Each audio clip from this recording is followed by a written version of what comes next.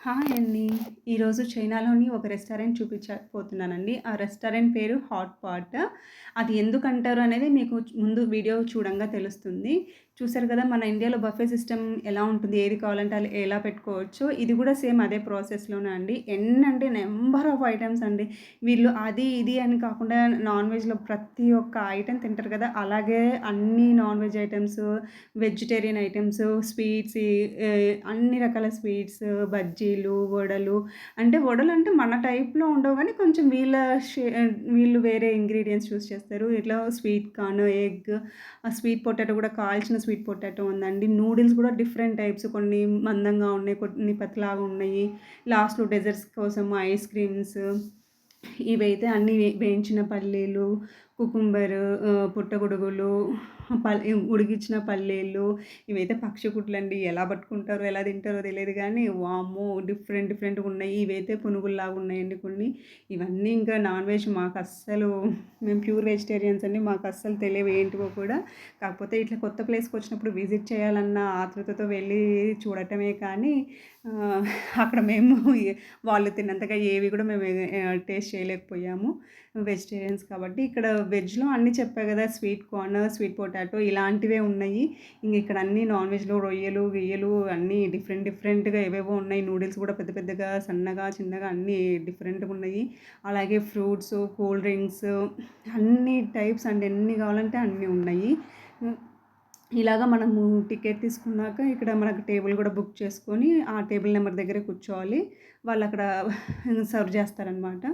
ఇగో ఇక్కడ కూడా ఎన్ని టైప్స్ ఆఫ్ నూడిల్స్ చూడండి. నంబర్ ఆఫ్ అంటే నంబర్ ఆఫ్ చూసారా? పుట్టగొడుగుల్లో కూడా డిఫరెంట్ సైజెస్, డిఫరెంట్ టైప్స్.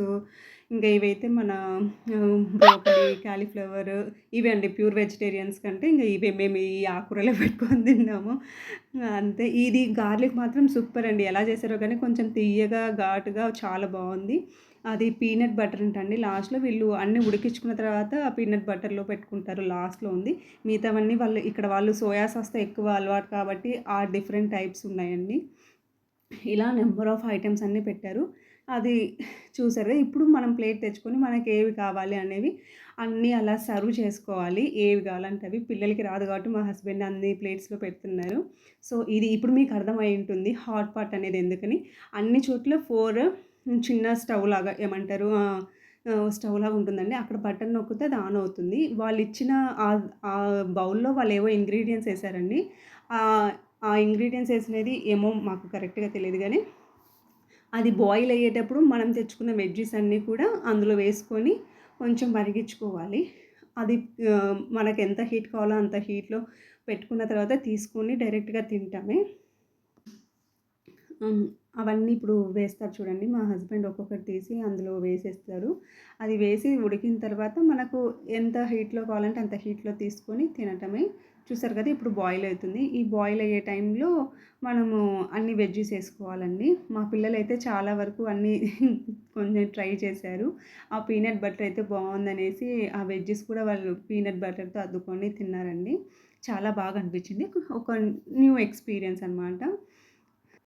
ఇప్పుడు ఈ రెస్టారెంట్ ఏంటి అని మీకు అర్థమైనట్టుంది. ఇలాగే కాదండి మేము ఎక్కడికెళ్ళినా కూడా వాళ్ళకు మేము డిఫరెంట్‌గా కనిపిస్తామో ఏమో తెలీదు కానీ వెళ్ళిన ప్రతి చోట కూడా అక్కడ వాళ్ళు మమ్మల్ని సెల్ఫీలు అడుగుతారు. అది ఏంటో నాకు అర్థం కాలేదు. చాలా కొత్తగా ఉంది. మనం చైనీస్ వాళ్ళని చూసి వీళ్ళంతా ఒకటేలాగా ఉంటారు ఎలా గుర్తుపడతారా అని మనం అనుకుంటాము. తీరా ఇక్కడికి మేమొచ్చినాక చూస్తే మాకు షాక్. ఎక్కడికెళ్ళినా వాళ్ళ చూపులు మాకు ఏదో డిఫరెంట్‌గా ఉంటది. వచ్చి సెల్ఫీలు అడుగుతుంటారు. ఇదిగో ఇక్కడ ఒక అమ్మాయి కూడా వచ్చి అడిగింది. ఇదేనండి ఈరోజు వీడియో.